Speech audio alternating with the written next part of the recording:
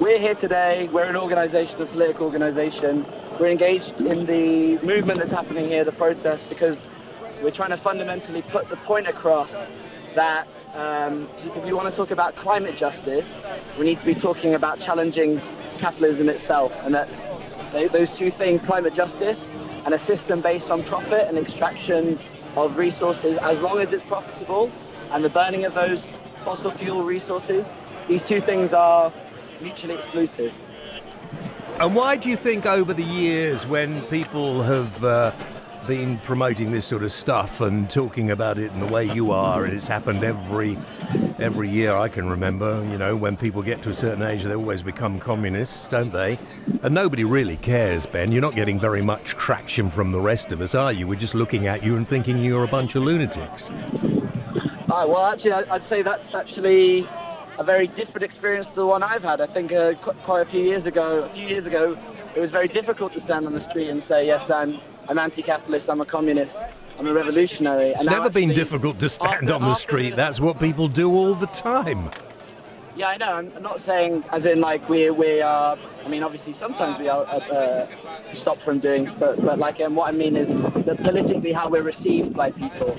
A lot of people here who are not revolutionary communists, not affiliated to any sort of organisation, who are walking by, having a look at the politics, having a look at the event, are saying, yeah, well, I think people's faith in the system as it exists is shaken, and they're starting to question things a bit more. So really, pop over the other side of the bridge, go down along where all the wine bars are, and you'll find them packed out with people who couldn't care less. Well, the reality is this country is not just only made up of people that go to wine bars, my friend. There are people... I'm not your friend. Don't assume things. And also, listen, there are people, for example, who are living in the boroughs outside of the edges of London that are struggling to stay in London. One of the big things we're also... Well, you're never going to change that. It's always been the same. It's always been the same. I had to leave London in the 70s and find somewhere else to go and work and live because I, as a sort of 20-year-old, couldn't earn enough money to live within the capital city. It's the way it's always been. But why don't you... Just as Bertolt Brecht, the great playwright who was also a communist, said, just because things are the way they are now does not mean they will be like that forever. Well, of course, nothing will be the same as it is forever, including the climate of this planet. Yes. And there's nothing you can do to change it, really. What's the implication there? Well, isn't that what you're demonstrating? Climate change is not man-made, that it's actually a natural process? Well, man is natural, so therefore if man has had something to do with the change in the planet in the same way the dinosaurs did and various other things that live on this planet impact the climate, then yeah, sure, but the climate is always going to change, and whatever you do, you're not going to change that. Well, if you're happy to resign to that and the idea that millions and millions of people across this country and across this world are going to feel very soon the effects of climate change in one way or another, and you're very happy to say, well, that's inevitable, I'm not happy that. I'm not happy saying Really? that. What are you going to say? What are you going to do about it, Ben? Well, we're going to build a political movement that says we fundamentally need to change the fabric of the society. Yeah. How are you going to do that, destroying this planet. How are you going to do it? Well, we're going to start by coming out to the street and talking to the people. Yeah, and when the people don't listen to me... Great movement starts. Ben, listen to me, and then we can get on. So, how are you going to achieve this? Because in a bit, the police are going to move you on and get you out the way, so then what are you going to do? We're going to keep coming back. And they're going to keep moving you. That's not really going to make any difference. People are going to get so fed up with you, they're just not going to listen to you anymore. Well, this is actually not the reality that we're experiencing. Actually, I think I've been here most of the days have been going on. I think there's more people here than there has been ever before. People walking by, talking. Well, yeah, but of course, it's a warm Saturday afternoon. In reality, what there is at the moment is a manufactured idea of what public opinion is, and I think you're playing into that idea of what the public opinion is. In reality, I think most people understand that there is a radical need for climate justice and action on that. And I think, this idea, all this stuff I'm reading, I watched this thing with Adam Bolton on Sky News. I read all this stuff, and this is manufactured public opinion. People know what's going on. They know the reality of the climate emergency that's going on. And people want action. That's the reality of public opinion. Yeah. Okay. So what? Oh dear, it's interesting. You're speechless. So, I'm not speechless. I'm just amazed that every generation feels the same way. And it's fun. What is going to be your next step then, when nobody takes any notice of this? And by the way, today it's going to be busier because it's a nice warm day. It's a holiday. But look, when people were demonstrating against Brexit, we had almost 1 million people in the capital. You've got hardly anybody. I mean, yeah, but, you know, it doesn't take 1 million people to start a political movement. And also, you know, where's that gone to? You know, here, we've been here for days and days and days. Only because nobody's moved you on. A movement as well. They have been moving us on. I've witnessed the No, they haven't. They've just been, you know, they've been treating you really nicely and very calmly. I have seen it. I have been issued with instructions to leave the bridge or face arrest myself. So yeah. I've seen it firsthand. I'm sure you have, but, you know, in a bit we're going to have, surely, society can't go on like this. You cannot dictate to us how we should live our lives. And how's that? What do you think that we're doing to dictate how you should live your life? Well, of course you are. You're blocking the street so that I can't go from one side of the river to the other. Not me personally, but anybody who wishes to, so that everybody has had to be diverted. Everybody has had to have an extra, I don't know, 20 minutes, half an hour, whatever it is, added to their journeys. Let me ask you a question, right? During the anti-apartheid movement in this country, people were they were occupying the street in front of the South African embassy for 4 years straight. They were forcing situations where the South African sports team was not allowed to play. They were, you know, disrupting sports events. Was that correct or is that incorrect? No, that is correct, and I was there and I took part in the... Will you shut up a bit? When I answer a question, you just keep on shouting at me. I'm getting annoyed with it, really.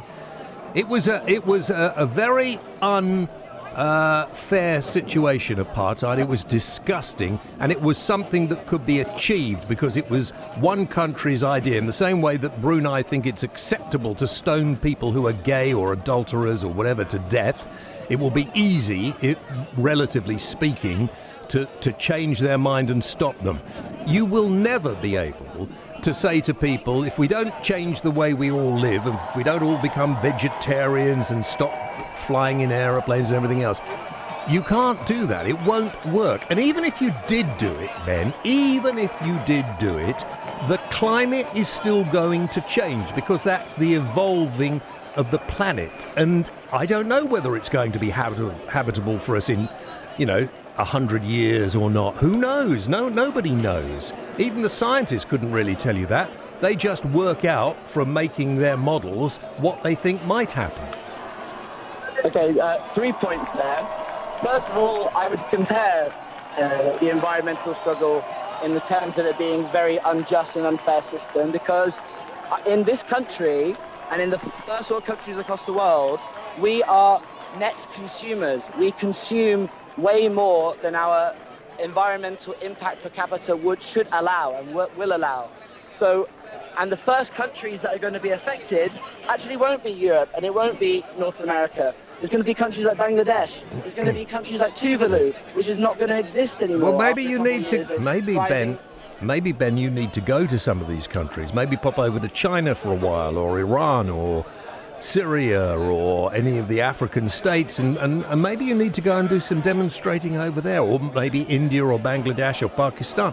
Maybe you need to get over there. It's not those countries that are the major consumers. It is the first world countries that are consuming way more than we can actually do we're actually able to per capita to maintain this planet. In all time, my friend, in all time. Go back to the Roman Empire. You will have seen that the Romans consumed far more than any other countries on the planet. Go back to the civilizations of before. Eventually civilizations evolved themselves out of existence. Secondly, I would say that you're individualizing the issue. There are obviously people here who are saying, yes, we need to switch to a plant-based diet, we need to do this, we need to do that. But, we're talking about bigger issues than that. We're talking about the decarbonization of a society where the profit motive is driving. We're not talking about just people making individual decisions to recycle, to be vegetarian. Do you never drive anywhere? Important, but sorry, no, I don't drive. Do you never take a bus? I do take a bus. Well, maybe you shouldn't. Actually, that is... Okay, moving on. I don't think not taking the bus, I mean, obviously the development of public and collectivized transport has to be part of the world that we are trying to build, you know, in order to offset, like, the individual impact on the environment for a more sustainable collective one. But, you know, what they're talking about here is the decarbonization of a society that is built in the interest of massive corporations. ExxonMobil has already said, as long as it is profitable, they will extract and they will use all of their oil and gas assets. Thank God for that, otherwise I'm not going to be able to drive my large diesel car, am I? I guess not. But, Ben, answer me this. Sorry, I'm going to run out.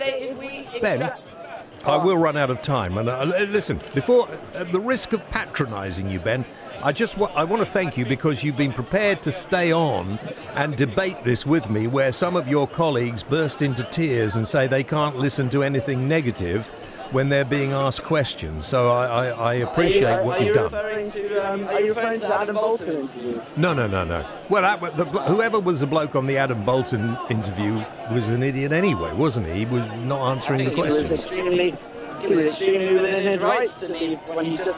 No, it goes beyond politics when Adam Bolton is doing a character assassination, saying you're just middle class, incompetent people who are annoying everyone. You know, that's beyond politics. Well, it's not beyond politics. He was stating a fact, Adam, wasn't he? I mean, you're middle class, you're well educated, you're not suffering in any way. How do you know what class I belong? Well, I don't. I mean, I don't know what class anybody is. What class are you? Well, I'm no class. I don't have any class. Let's work that out. Why are you unemployed? You sound very clever. Why haven't you got a job? I would have thought you were at university. The pub I was working for got repossessed by the landlord, so I'm all out right now. Yeah, but you've been to university? I have not. Why not? Just because I don't think academia is the place for me. But anyway, let's not make this about... Maybe what you should do is go into politics, actually. Oh, maybe. But I think the structures that exist are designed to be dead ends. You know, Adam Bolton on his show, I'm a bit obsessed with Adam Bolton. Well, I wouldn't... Listen, I like Adam. I like Adam, and I thought he did exactly the right thing. And I know what, I was like, oh God, I wish I was on one of these programs. Like, why? What would you... Hang on, listen. What would you have done? So I'm glad for this opportunity. What would you have done, Ben, if you were on Adam's show and he'd spoken to you in that way? What would you have done? Well, I actually think the guy held his own very well, but I just think stressing the point of... Would you have got up and walked off? The points where people are saying... I think if it gets to the point where there's nothing, I've said what I have to say, and all that's coming now is just, you know, personal attacks, I think that's a fair moment from which someone could leave, you know. Okay. But I think the chap made his points very well. Okay. I've got to go and take a commercial break in this capitalist world in a moment, but let me just ask you this to finish off. Yeah. Let me just ask you this to finish off with. If things begin to sort of get a little bit tense, if you get moved on, if there is going to be no chance you can stay and make your point, if none of the politicians or government are going to come and talk to you, after this is all finished, which it will in a few days, what are you going to do next? Well, then I think the role for us specifically as an organisation is to follow up with people that have been involved. You know, this won't be the end of it. There'll be local organising groups, there'll be local campaigns, local organising on the streets and whatever. So our role will be to carry on with the politics there, pushing our political trend within the movement in a local way. So the thing doesn't just sort of peter out, you know.